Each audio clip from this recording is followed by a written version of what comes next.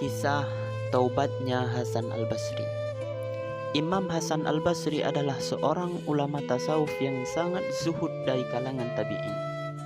Ia lahir pada tahun 21 Hijriah, 2 hari sebelum terbunuhnya Khalifah Umar bin Khattab, dan meninggal pada tahun 110 Hijriah. Ia lahir, tumbuh dan tinggal di kota Basrah, sehingga dinisbahkan menjadi namanya Al-Basri. Sebelumnya Hasan adalah seorang pemuda tampan yang hidup berkelimpahan harta. Ia selalu memakai pakaian-pakaian yang indah-indah dan suka berkeliling kota untuk bersenang-senang. Suatu ketika, ia melihat seorang wanita yang sangat cantik dan tubuh sangat memikat. Hasan al-Basri berjalan di belakangnya dan mengikuti langkah-langkah kemanapun ia pergi. Tiba-tiba sang wanita itu berpaling kepada Hasan dan berkata kepadanya, "Tidakkah engkau malu?" Hasan berkata, "Malu kepada siapa?" Wanita itu menjawab, "Malu kepada Zat yang Maha mengetahui apa yang ada di balik pandangan matamu dan apa yang tersimpan di dalam dadamu."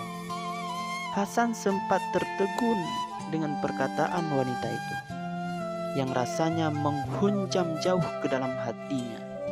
Sempat terjadi pergolakan, tapi kecantikan dan pesona wanita itu seolah membetot sukmanya, terutama dua matanya yang jeli memikat. Ia benar-benar jatuh hati dan tidak mampu rasanya untuk berpaling. Karena itu ia terus mengikutinya. Ketika tiba di depan rumahnya, lagi-lagi wanita itu berpaling dan berkata, "Mengapa engkau mengikutiku hingga ke sini?" Hasan berkata, "Aku tergoda dengan keindahan dua matamu." Sesaat terdiam, kemudian wanita itu berkata, "Baiklah, kalau begitu duduklah sebentar. Aku akan memenuhi apa yang engkau inginkan." Hati Hasan sangat gembira. Dikiranya wanita itu juga jatuh hati kepadanya dan akan bersedia menjadi istrinya. Bagaimanapun juga ia seorang pemuda yang tampan dan kaya. Sangat mungkin kalau wanita itu akan menerima cintanya. Tidak lama berselang, muncul pelayan wanita dengan membawa baki tertutup sebuah sapu tangan, yang langsung menyerahkan kepada Hasan. Ia membuka sapu tangan itu dan seketika wajahnya menjadi pucat pasi. Dua bola mata dengan sedikit percikan darah terletak di atas baki tersebut. Pelayan wanita itu berkata, "Tuan putri, saya berpesan kepada Tuan, aku tidak menginginkan mata yang menyebabkan fitnah bagi orang lain." Tubuh Hasan bergetar. Tubuhnya bergetar hebat penuh ketakutan, dan ia segera berlari pulang. Tubuhnya lunglai seolah tidak memiliki tulang belulang. Sambil memegang jenggotnya, ia berkata kepada dirinya sendiri, "Oh, alangkah hinanya engkau. Percuma saja engkau berjenggot, tetapi engkau jauh lebih hina daripada wanita itu." Semalaman itu Hasan hanya menangis penuh penyesalan dan bertobat kepada Allah. Pagi harinya, ia mendatangi rumah wanita itu untuk meminta maaf dan kehalalan dari dirinya. Tetapi rumah wanita itu dalam keadaan tertutup dan terdengar tangisan dari dalamnya. Salah seorang tetangganya memberitahukan kalau wanita pemilik rumah itu telah meninggal dunia. Hasan makin tenggelam dalam kesedihan dan penyesalan.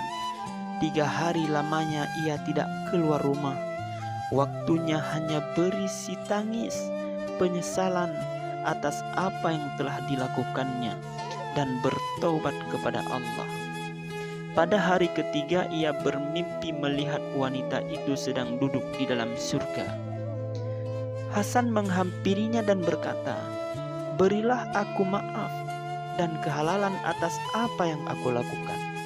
Wanita tersebut berkata, aku telah memaafkanmu dan menghalalkanmu, karena aku telah memperoleh kebaikan yang banyak dari Allah dengan sebab dirimu. Hasan lalu berkata lagi, berilah aku sebuah nasihat. Wanita itu berkata, ketika engkau dalam kesendirian, ketika engkau di dalam kesunyian, berzikirlah kepada Allah Ta'ala. Ketika engkau berada di pagi dan sore hari, beristighfarlah dan bertobatlah kepada Allah. Setelah terbangun dari mimpinya itu, hati Hasan menjadi lebih lega.